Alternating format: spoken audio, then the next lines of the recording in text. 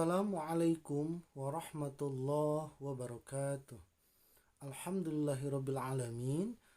Pada kesempatan kali ini kita bisa bertemu kembali masih dalam pembahasan ilmu fikih. Namun untuk pembahasan yang akan saya bicarakan pada kesempatan kali ini ialah mengenai pendidikan pertama bagi anak-anak.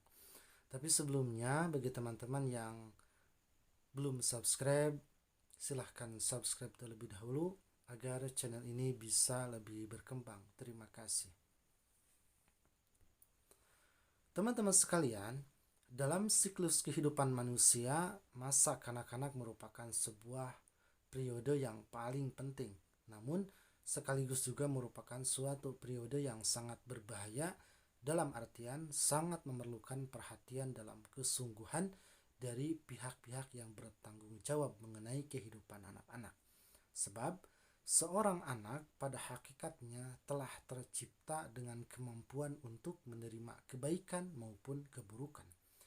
Kedua orang tuanya lah yang membuatnya cenderung ke arah salah satu dari keduanya. Sebagaimana dalam hadis disebutkan bahwa ma min mauludin illa yuladu 'alal fitrah wa innama abawahu yuhawidanihi au yunassiranihi au yumajjisanihi. Artinya, setiap anak yang dilahirkan dalam keadaan fitrah atau dalam keadaan suci dan bersih, maka kedua orang tuanya lah yang membuatnya menjadi Yahudi, Nasrani ataupun Majusi. Hadis riwayat Imam Muslim. Oleh karena itu, penanaman pendidikan pada masa itu sangatlah penting agar anak memiliki bekal dalam hidup selanjutnya. Dan pendidikan yang relevan ditanamkan pada masa ini adalah pendidikan akhlak.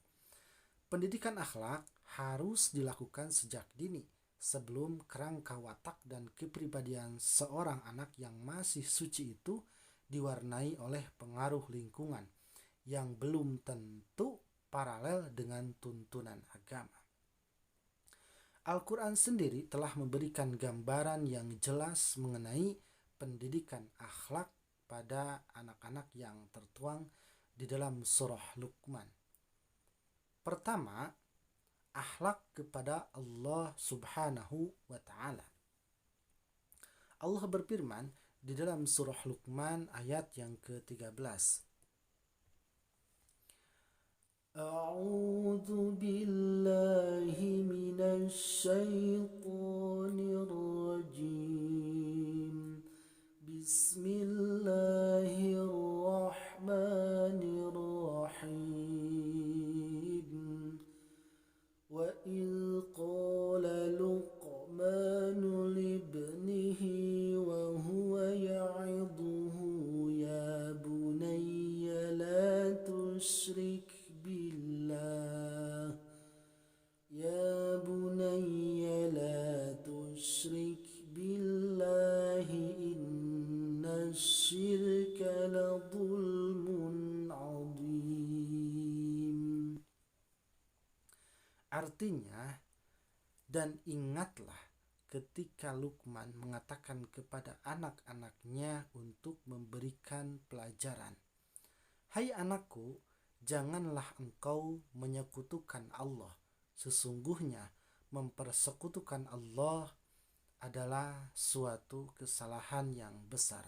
Quran Surah Luqman ayat yang ke-13. Ayat tersebut mengisyaratkan bagaimana seharusnya para orang tua mendidik anaknya untuk mengesahkan penciptanya dan memegang prinsip tauhid dengan tidak menyekutukan Tuhannya. Kemudian, anak-anak hendaklah diajarkan untuk mengerjakan salat sehingga terbentuklah manusia yang senantiasa kontak dengan penciptanya. Allah berfirman masih di dalam surah Luqman, namun ayat yang ke-17, yaitu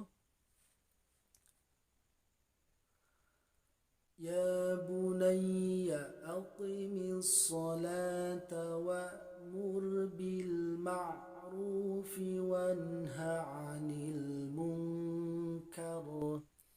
Artinya, hai anakku, dirikanlah sholat dan suruhlah manusia mengerjakan yang baik dan mencegah mereka dari perbuatan yang mungkar.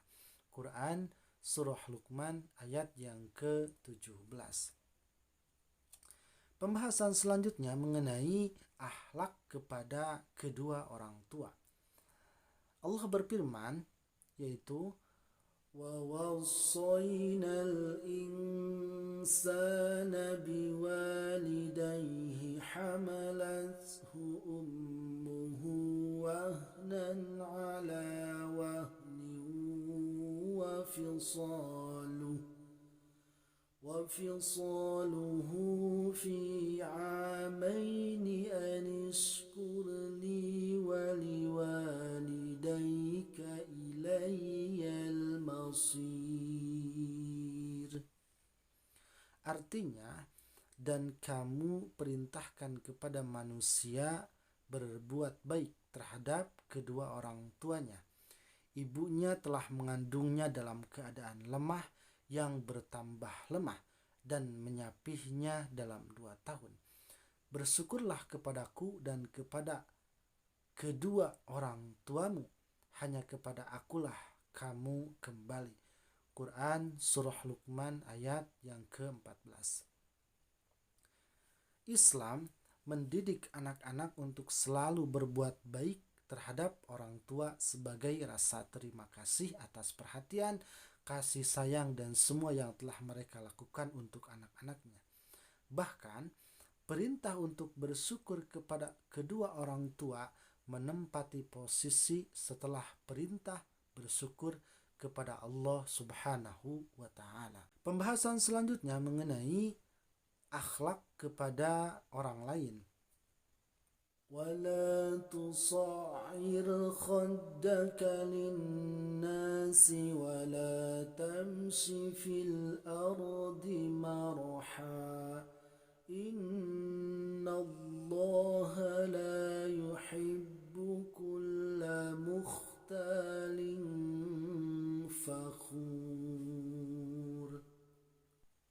Artinya, dan janganlah kamu memalingkan mukamu dari manusia karena sombong, dan janganlah kamu berjalan di muka bumi dengan angkuh.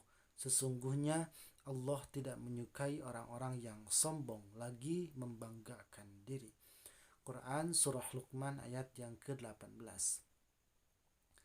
Selanjutnya, kaitannya dengan kehidupan bermasyarakat, anak-anak haruslah dididik untuk tidak bersikap acuh terhadap sesama, sombong atas mereka, dan berjalan di muka bumi ini dengan congkak, karena perilaku-perilaku tersebut tidak disenangi oleh Allah Subhanahu wa Ta'ala dan sangat dibenci oleh manusia. Keempat, pembahasan mengenai akhlak kepada diri sendiri. Allah berfirman,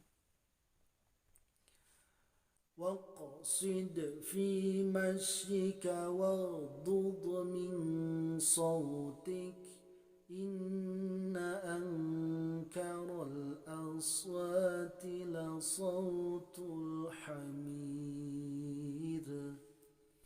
Artinya, dan sederhanakanlah kamu dalam berjalan dan lunakkanlah suaramu. Sesungguhnya seburuk-buruk suara ialah suara keledai. Quran Surah Luqman ayat yang ke-19.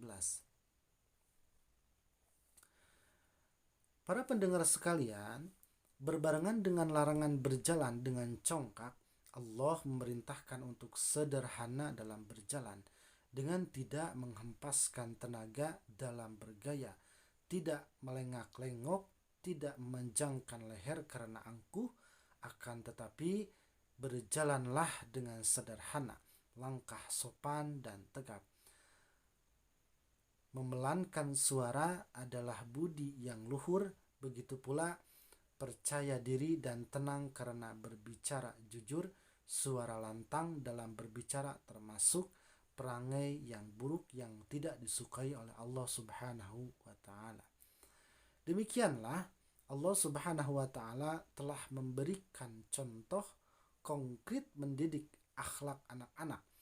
Jika setiap orang tua dapat melaksanakannya dengan baik, maka besar harapan anak-anak akan tumbuh menjadi manusia-manusia muslim yang berakhlak luhur.